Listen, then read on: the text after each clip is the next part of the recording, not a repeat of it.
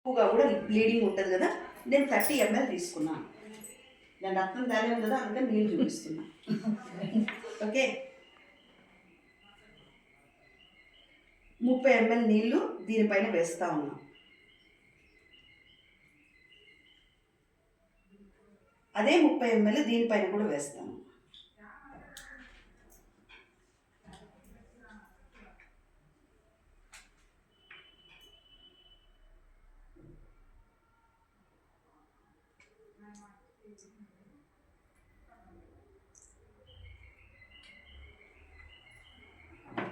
ఇక్కడ దీనిపైన మీరు చూస్తూ ఉన్నారా, బ్లూ కలర్ ఉందా?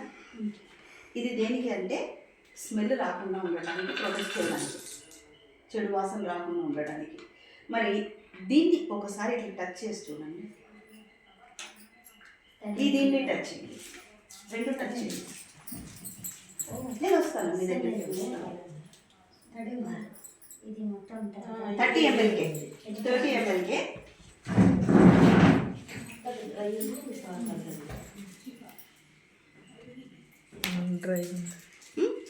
సరే, ఇంకొక 30 ml యాడ్ చేస్తాను రెండిట్లో.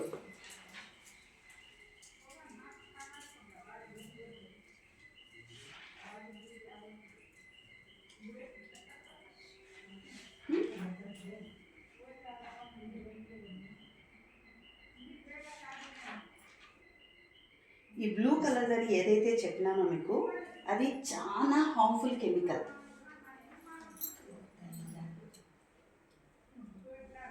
అందుకే ఈ మధ్యకాలంలో యూటెరస్ క్యాన్సర్ కానీ, అంటే గర్భసంచి క్యాన్సరు, తర్వాత సర్వైకల్ క్యాన్సరు, బ్రెస్ట్ క్యాన్సరు, ఇవన్నీ వస్తూ ఉన్నాయి.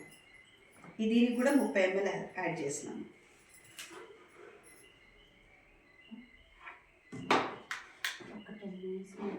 ఇప్పుడు రెండింటిని టచ్ చేయండి.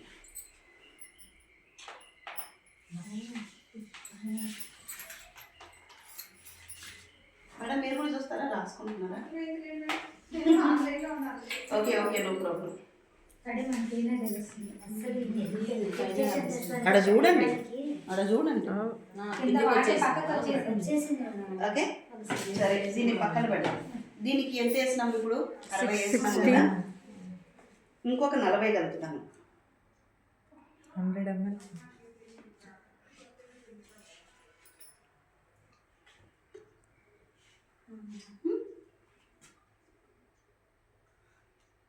మామూలుగా ఏమనుకుంటున్నారు, ఈ 40 ml వేసినాకన్నా కొంచెం తడి కావాలి కదా మనకు. మరి తడి ఎత్తదా లేదా చూద్దాం.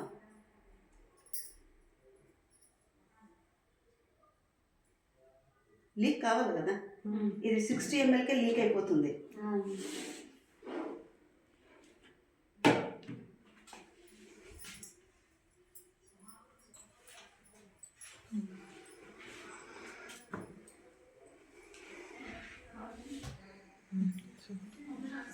రైట్, మరి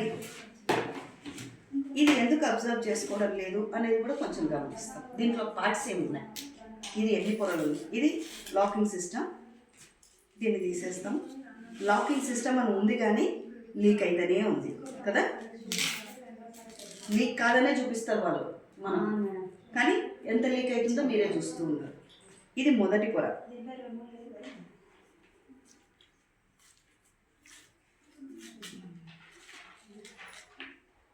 ఇది కంప్లీట్గా ప్లాస్టిక్, సాగుతుంది, సాగే స్వభావం ఉంది. ఇది రెండో లేయర్ కాటన్.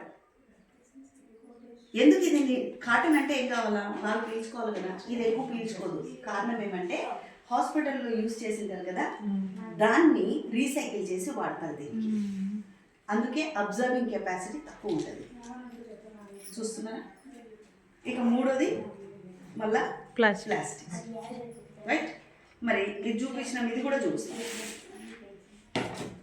మరి ఇందులో లాకింగ్ సిస్టమ్ను తీసేస్తాను ఫస్ట్.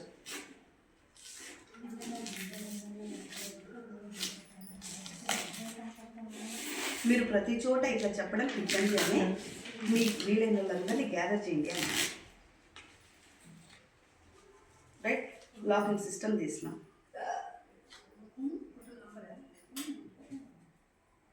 ఇది మొదటి పొర.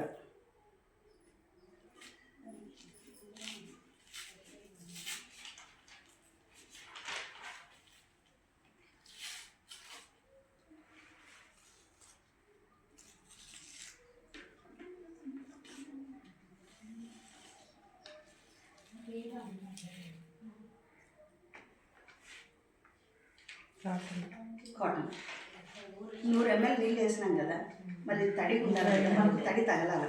ఒకసారి పట్టుకొని డ్రైగా కనిపిస్తుంది. ఇది పెట్టుకుంటే కొద్దిసేపటికే మనకు తడి తడి అనిపిస్తుంది, మన ఫీలింగ్ తడి అనిపిస్తుంది, ఇబ్బందిగా చికాకు వచ్చేస్తుంది.